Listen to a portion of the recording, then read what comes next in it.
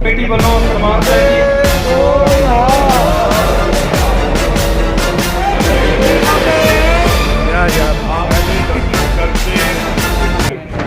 बहुत अच्छा फैसला किया जी। ये तां कामयाब हो गया क्यों करके साडे चीफ मिनिस्टर साहब दिया परसों ही शादी हुई है ते ਉਹਦੇ ਸਤਿਕਾਰ ਵਜੋਂ खुशी वजों ਜਿਹੜੀ ਲੋਕਾਂ ਦੀ ਮੰਗ ਸੀਗੀ ਕਿ ਰੱਤੇਵਾੜੇ ਇਹ ਨਾ ਬਣੇ ਇੰਡਸਟਰੀਅਲ ਪਾਰਕ, ਉਹ ਕੈਂਸਲ ਕਰਤਾ।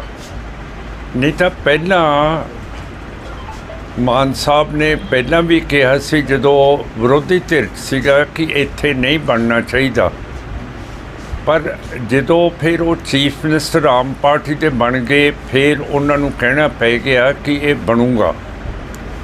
ਹੁਣ ਆਪਾਂ ਨੂੰ ਪਤਾ ਹੋਣਾ ਚਾਹੀਦਾ ਹੈ ਕਿ ਜਿੰਨੀਆਂ ਵੀ ਸੈਂਟਰ ਤੇ ਦਿੱਲੀ ਦੇ ਨਾਲ ਪਾਰਟੀਆਂ ਚੱਲਦੀਆਂ, ਕਾਂਗਰਸ, ਬੀਜੇਪੀ, ਆਰਐਸਐਸ, ਆਮ ਪਾਰਟੀ, ਬਾਦਲ ਦਲ, ਇਹ ਸੈਂਟਰ ਦੇ ਕਹਿਣ 'ਤੇ ਚੱਲਦੀਆਂ ਤੇ ਇਹਨਾਂ ਨੇ ਵੋਟ ਲੈਣੇ ਹੁੰਦੇ ਹੈ। ਹਰਿਆਣੇ 'ਚ ਵੀ, ਹੁਣ ਰਾਜਸਥਾਨ 'ਚ ਵੀ ਵੋਟ ਆ ਰਹੇ ਹੈ, ਫਿਰ ਦਿੱਲੀ ਦੇ ਵਿੱਚ ਵੀ ਵੋਟ ਲੈਣੀ ਹੈ ਤੇ ਹਿਮਾਚਲ ਦੇ ਵਿੱਚ ਵੀ ਵੋਟ ਲੈਣੀ ਹੈ, ਜੰਮੂ ਕਸ਼ਮੀਰ ਦੇ ਵਿੱਚ ਵੀ ਵੋਟ ਲੈਣੀ ਹੈ।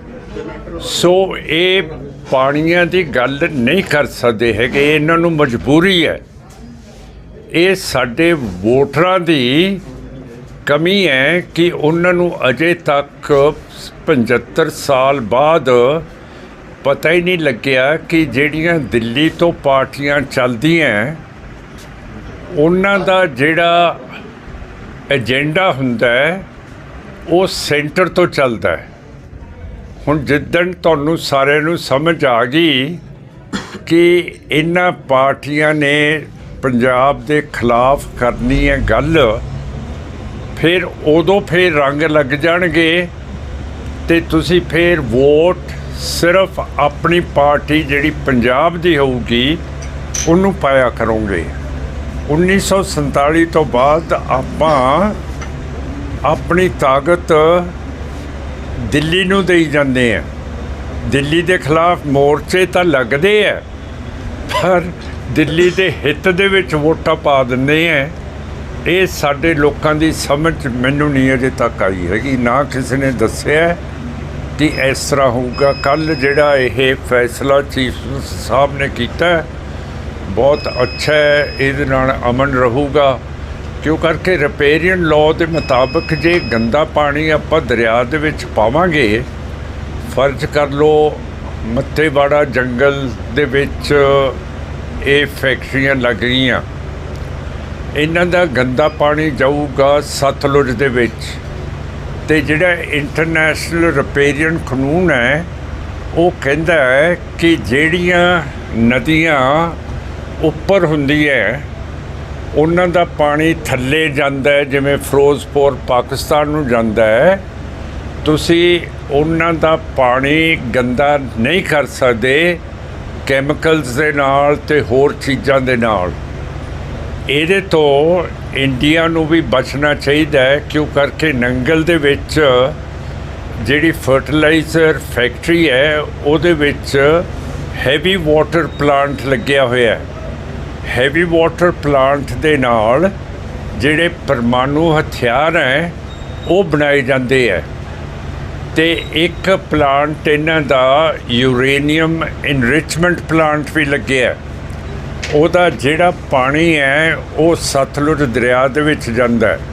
ਇਹ ਸਿਰਫ ਇੰਡੀਆ ਦਾ ਕਸੂਰ ਨਹੀਂ ਹੈ, ਇਹ ਜਿਹੜਾ ਸਤਲੁਜ ਹੈ ਇਹ ਆਉਂਦਾ ਹੈ ਤਿੱਬਤ ਚੀਨ ਤੋਂ, ਤੇ ਚੀਨ ਨੇ ਵੀ ਆਪਣੇ ਸਤਲੁਜ ਦੇ ਉੱਤੇ ਡੈਮ ਬਣਾਈ ਹੈ ਤੇ ਯੂਰੇਨੀਅਮ ਐਨਰਿਚਮੈਂਟ ਪਲਾਂਟ ਉਹਨਾਂ ਦੇ ਕੋਲੇ ਵੀ ਹੈਗੀ ਹੈ। ਸੋ ਜਿਹੜਾ ਸਾਡੇ ਮਾਲਵੇ ਦੇ ਵਿੱਚ ਕੈਂਸਰ ਹੋ ਰਿਹਾ ਹੈ ਉਹਦੀ ਜੜ ਤਿੱਬਤ ਦੇ ਵਿੱਚ ਵੀ ਹੈ, ਨੰਗਲ ਦੇ ਵਿੱਚ ਵੀ ਹੈ, ਤੇ ਜਿੱਥੇ ਹੋਰ ਇੰਡੀਆ ਨੇ ਇਹ ਯੂਰੇਨੀਅਮ ਐਨਰਿਚਮੈਂਟ ਪਲਾਂਟਸ ਬਣਾਏ ਹੈ ਉੱਥੇ ਵੀ ਹੈ। ਹੈਵੀ ਵਾਟਰ ਦਾ ਸਾਨੂੰ ਪਤਾ ਲੱਗਿਆ ਹੋਇਆ ਹੈ ਕਿ ਨੰਗਲ ਫੈਕਟਰੀ ਦੇ ਵਿੱਚ ਹੈਗਾ, ਪਰ ਇੰਡੀਆ ਇਹ ਨਹੀਂ ਦੱਸ ਰਿਹਾ ਕਿ ਸਾਡਾ ਜਿਹੜਾ ਯੂਰੇਨੀਅਮ ਐਨਰਿਚਮੈਂਟ ਪਲਾਂਟ ਆ ਉਹ ਕਿੱਥੇ ਹੈ, ਪਰ ਲੱਗਿਆ ਜ਼ਰੂਰ ਹੈ। ਤਦੇ ਜਦੋਂ ਵੀ ਤੁਸੀਂ ਅਖਬਾਰਾਂ ਪੜ੍ਹਦੇ ਹੋ ਤੁਸੀਂ ਪੜ੍ਹਦੇ ਹੋ ਕਿ ਧਰਤੀ ਦੇ ਪਾਣੀ ਦੇ ਵਿੱਚ ਯੂਰੇਨੀਅਮ ਆ ਰਿਹਾ ਹੈ। ਸੋ ਇਹ ਗੱਲ ਹੈ। ਸਾਡੇ ਜਿਹੜੇ ਚੀਫ ਮਿਨਿਸਟਰ ਸਾਹਿਬ ਹੈ ਉਹ ਲਾਈ ਲੱਗ ਹੈਗੇ ਹੈ, ਜੇ ਉਹਨਾਂ ਨੇ ਵੀ ਜਗ੍ਹਾ ਮੰਗ ਲਈ ਤੇ ਇਹਦਾ ਮਤਲਬ ਹੈ ਹੱਕ ਉਹਨਾਂ ਨੇ ਚੰਡੀਗੜ੍ਹ ਦਾ ਪੰਜਾਬ ਵੱਲੋਂ ਛੱਡ ਦਿੱਤਾ ਗਿਆ ਹੈਗਾ।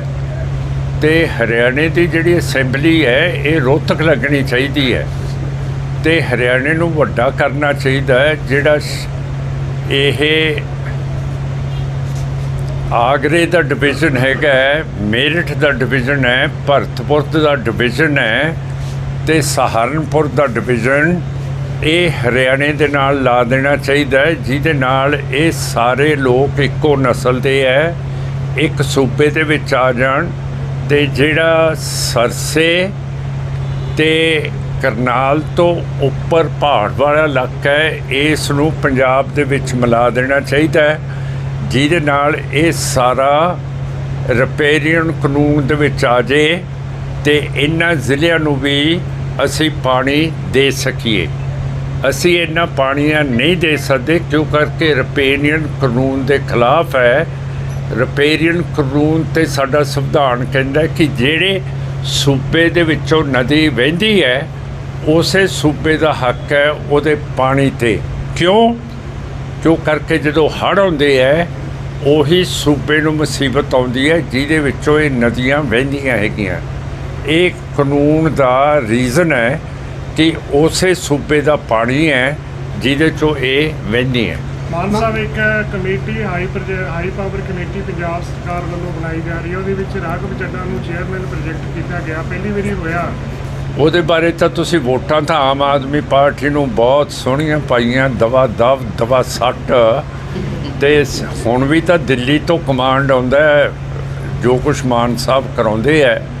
ਇੱਕ ਚੱਡਾ ਸਾਹਿਬ ਬੈਠਾ ਹੈ ਜਿਹਨੂੰ ਰਾਜ ਸਭਾ ਦਾ ਮੈਂਬਰ ਵੀ ਬਣਾਇਆ ਹੈ, ਉਹਦੇ ਕੋਲੇ ਅਫਸਰ ਜਾਂਦੇ ਆ, ਪੁੱਛਦੇ ਗਿੱਛਦੇ ਹੈ, ਤੇ ਜਿੰਨੇ ਵੀ ਰਾਜ ਸਭਾ ਦੇ ਮੈਂਬਰ ਬਣਾਏ ਆ ਉਹ ਤਾਂ ਪੰਜਾਬੀ ਹੈ ਹੀ ਨਹੀਂ।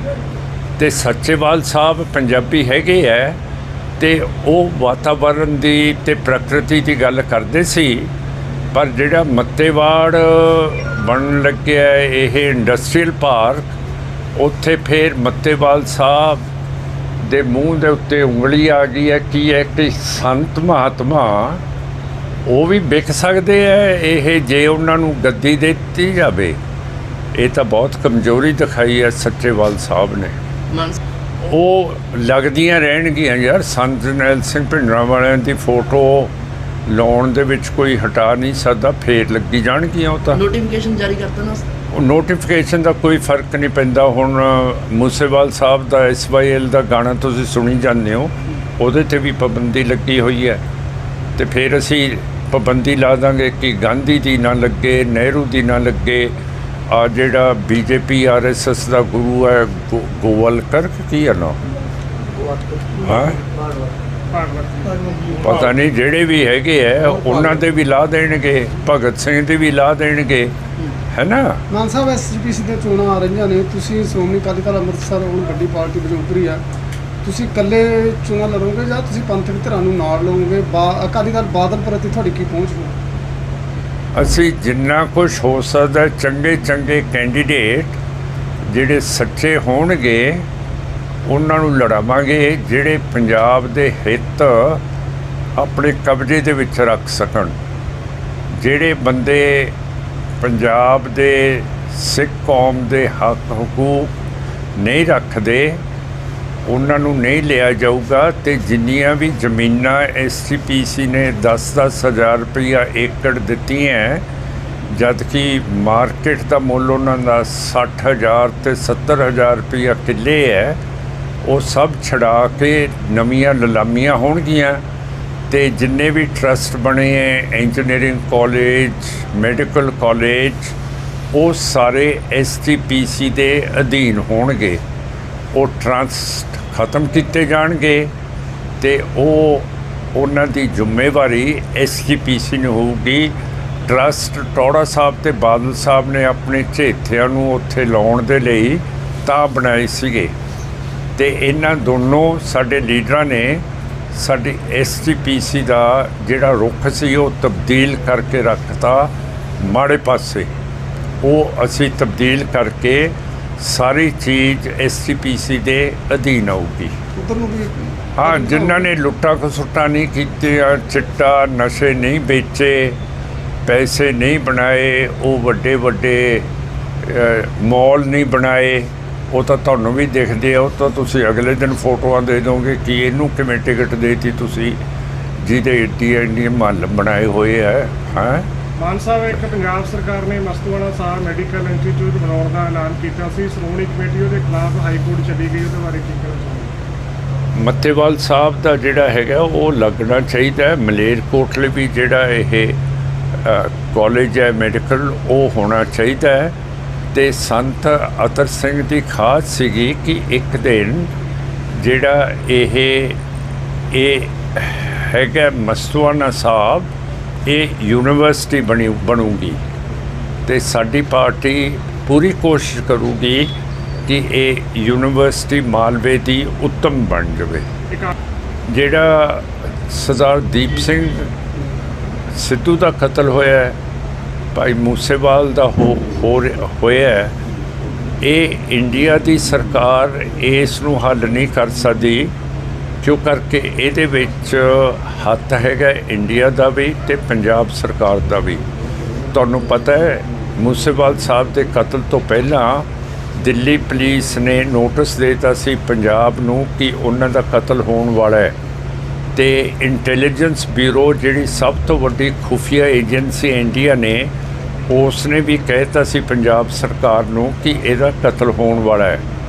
ਤੋ ਮੇਰਾ ਕਹਿਣ ਦਾ ਮਤਲਬ ਹੈ ਕਿ ਜਿਹੜਾ ਇਹ ਕਤਲ ਮੂਸੇਵਾਲ ਸਾਹਿਬ ਦਾ ਹੋਇਆ ਹੈ, ਉਹ ਇਹਦੇ ਨਾਲ ਇਹ ਚੱਲਦਾ, ਜਿਹੜਾ ਇਹ ਪਹਿਲਾਂ ਇਹਨਾਂ ਨੂੰ ਖਬਰ ਹੋ ਗਈ ਸੀਗੀ ਤੇ ਹੁਣ ਪੰਜਾਬ ਪੁਲਿਸ ਦੇ ਹੱਥ ਪਿੱਛੇ ਬੰਨੇ ਹੋਏ ਹੈ। ਉਹ ਨਾ ਤਾਂ ਆਪਣੇ ਚੀਫ ਮਿਨਿਸਟਰ ਨੂੰ ਪੁੱਛ ਸਕਦੇ ਹੈ, ਨਾ ਚੀਫ ਸੈਕਟਰੀ ਨੂੰ ਪੁੱਛ ਸਕਦੇ ਹੈ, ਨਾ DGP ਨੂੰ ਪੁੱਛ ਸਕਦੇ ਹੈ, ਨਾ ਹੋਮ ਸਕੱਤਰ ਨੂੰ ਪੁੱਛ ਸਕਦੇ ਹੈ ਕਿ ਤੁਸੀਂ ਮੂਸੇਵਾਲ ਸਾਹਿਬ ਦੀ ਜਿਹੜੀ ਸਿਕਿਉਰਿਟੀ ਸੀ ਉਹ ਕਿਉਂ ਵਾਪਸ ਲੈ ਲਈ, ਜਦ ਕਿ ਤੁਹਾਨੂੰ ਆ ਗਈ ਸੀ ਖਬਰ ਕਿ ਉਹਨਾਂ ਦਾ ਕਤਲ ਹੋਣ ਵਾਲਾ ਹੈਗਾ। ਤੇ ਮਿੱਟੂ ਖੇੜੇ ਜਿਹੜਾ ਬਾਦਲਾਂ ਦਾ ਸਕੱਤਰ ਹੈ, ਉਹਦਾ ਕਤਲ ਹੋਇਆ ਤੇ ਉਹਦੇ ਵੀ ਕਹਿੰਦੇ ਹੈ ਕਿ ਉਹਦੀ ਰੰਜ ਦੇ ਵਿੱਚ ਮੂਸੇਵਾਲ ਸਾਹਿਬ ਨੂੰ ਕਤਲ ਕੀਤਾ ਗਿਆ। ਜਿੰਨਾ ਚਿਰ ਸੁਖਬੀਰ ਸਿੰਘ ਦੀ ਜਿਹੜੀ ਤਕਰੀਰ ਹੈ ਉਹ ਕਤਲ ਦੇ ਵਿੱਚ ਜਦੋਂ ਭੋਗ 'ਤੇ ਗਿਆ, ਜਿੰਨਾ ਚਿਰ ਉਹ ਸਾਰੀ ਤਰ੍ਹਾਂ ਪੁਲਿਸ ਨਹੀਂ ਪੜ੍ਹਦੀ ਤਾਂ ਇਹ ਕਤਲ ਨਹੀਂ ਹੱਲ ਹੋ ਸਕਦੇ, ਨਾ ਸਿੱਧੂ ਸਾਹਿਬ ਦਾ ਨਾ ਮੂਸੇਵਾਲ ਦਾ। ਇਹ ਦੁਨੀਆ ਦੇ ਵਿੱਚ 2 ਵਾਰੀ ਹੋਇਆ ਹੈ ਕਿ ਜਿੱਥੇ ਕਤਲ ਹੋਏ ਹੈ ਉੱਥੇ ਲੋਕਾਂ ਦਾ ਵਿਸ਼ਵਾਸ ਆਪਣੀ ਸਰਕਾਰ ਦੇ ਵਿੱਚ ਨਹੀਂ ਸੀ। ਇੱਕ ਕਤਲ ਹੋਇਆ ਸੀ ਲੈਬਨਾਨ ਦੇ ਵਿੱਚ, ਜਿੱਥੇ ਸਾਡੇ ਸਿੱਖ ਨੌਕਰੀ ਕਰਨ ਜਾਂਦੇ ਹੈ। ਉਹਦਾ ਪ੍ਰਾਈਮ ਮਿਨਿਸਟਰ ਸੀਗਾ ਹਰਾਰੇ, ਉਹਦਾ ਕਤਲ ਹੋ ਗਿਆ ਸੀਗਾ ਤੇ ਲੋਕਾਂ ਨੂੰ ਵਿਸ਼ਵਾਸ ਨਹੀਂ ਸੀਗਾ ਕਿ ਲੈਬਨਾਨ ਦੀ ਸਰਕਾਰ ਇਸ ਕਤਲ ਨੂੰ ਕੱਢੂਗੀ। ਸੋ UNO ਨੇ ਉਸ ਦੇ ਕਤਲ ਦੀ ਤਫਤੀਸ਼ ਆਪਣੇ ਕੋਲੇ ਲੈ ਲਈ ਸੀ। ਫਿਰ ਦੂਜਾ ਕਤਲ ਆਪਣੇ ਨੇੜੇ ਹੀ ਹੋਇਆ ਬੇਨਜ਼ੀਰ ਭੁੱਟੋ ਬੀਬੀ ਦਾ। ਉਦੋਂ ਵੀ ਲੋਕਾਂ ਨੂੰ ਵਿਸ਼ਵਾਸ ਨਹੀਂ ਸੀਗਾ ਕਿ ਉਸ ਵੇਲੇ ਦੀ ਸਰਕਾਰ ਸਹੀ ਤੌਰ 'ਤੇ ਬੇਨਜ਼ੀਰ ਭੁੱਟੋ ਦੇ ਕਤਲ ਦੀ ਤਫਤੀਸ਼ ਠੀਕ ਢੰਗ ਨਾਲ ਕਰੂਗੀ। ਫਿਰ ਉਹ ਵੀ UNO ਨੇ ਤਫਤੀਸ਼ ਕਰਾਈ ਸੀ। ਸਾਡੀ ਮੰਗ ਹੈ ਬਾਹਰ ਜਿਹੜੇ ਸਿੱਖ ਵੱਸਦੇ ਹੈ ਕਿ ਤੁਸੀਂ ਆਪਣੇ ਜਿੰਨੇ ਵੀ ਸੈਨੇਟਰਸ ਨੇ ਮੈਂਬਰਸ ਪਾਰਲੀਮੈਂਟ ਨੇ ਉਹਨਾਂ 'ਤੇ ਜ਼ੋਰ ਪਾਓ ਕਿ ਇਹ ਇੰਟਰਨੈਸ਼ਨਲ ਪੱਧਰ ਦੇ ਉੱਤੇ ਦੀਪ ਸਿੰਘ ਸਿੱਧੂ ਦੀ ਤੇ ਮੂਸੇਵਾਲ ਸਾਹਿਬ ਦੀ ਤਫਤੀਸ਼ ਕਰਾਈ ਜਾਵੇ। ਸਰ ਇੱਕ ਸਵਾਲ ਹੋਰ ਸੀ, 18 ਜੁਲਾਈ ਤੋਂ ਪਾਰਲੀਮੈਂਟ ਸੈਸ਼ਨ ਸ਼ੁਰੂ ਹੋ ਰਿਹਾ, ਤੁਹਾਡਾ ਸਹੁੰ ਚੁੱਕ ਸਮਾਗਮ ਆ ਜਿਹੜਾ ਉਹ ਕਦੋਂ ਹੋਣਾ ਤੇ ਉਸ ਤੋਂ ਬਾਅਦ ਜਿਹੜਾ ਪਾਰਲੀਮੈਂਟ ਦੇ ਵਿੱਚ ਤੁਸੀਂ ਜਾਣਾ? ਕਿਰਪਾਨ ਦਾ ਮਸਲਾ ਪਹਿਲਾਂ ਵੀ ਭਗਵੰਤ ਮਾਨ ਤੁਹਾਡੇ ਬਾਰੇ ਕਹਿੰਦੇ ਰਹੇ ਕਿ ਅਸੀਂ ਕਿਰਪਾਨ, ਇਹ ਪਿਆਰ ਦੀ ਗੱਲ ਕਰਦੇ ਹਾਂ ਅਸੀਂ, ਤੁਸੀਂ ਕਿਰਪਾਨ ਦੀ ਕਰਦੇ ਹੋ। ਹੁਣ ਕਿਰਪਾਨ ਦਾ ਤੁਸੀਂ ਮਸਲਾ ਜਿਹੜਾ ਉੱਥੇ ਸੰਸਦ ਦੁਬਾਰਾ ਚੁੱਕੋਗੇ ਜਾਂ ਪਾਰਲੀਮੈਂਟ ਦੇ ਵਿੱਚ ਐਂਟਰੀ ਹੋਏਗੀ? ਦੇਖੋ, ਇਹ ਚੀਜ਼ ਮੈਂ ਆਪਣੀ ਤਕਰੀਰ ਦੇ ਵਿੱਚ ਤੁਹਾਨੂੰ ਸਮਝਾ ਦਿੱਤੀ ਹੈ। ਸਾਰੀ ਰਮਾਇਣ ਉੱਥੇ ਮੈਂ ਪੜ੍ਹਤੀ। ਹੁਣ ਤੁਸੀਂ ਕਹਿੰਦੇ ਹੋ ਸੀਤਾ ਕੌਣ ਹੈ, ਇਹ ਤਾਂ ਨਾ ਕਰੋ। ਮੇਰੀ ਰਿਕਾਰਡ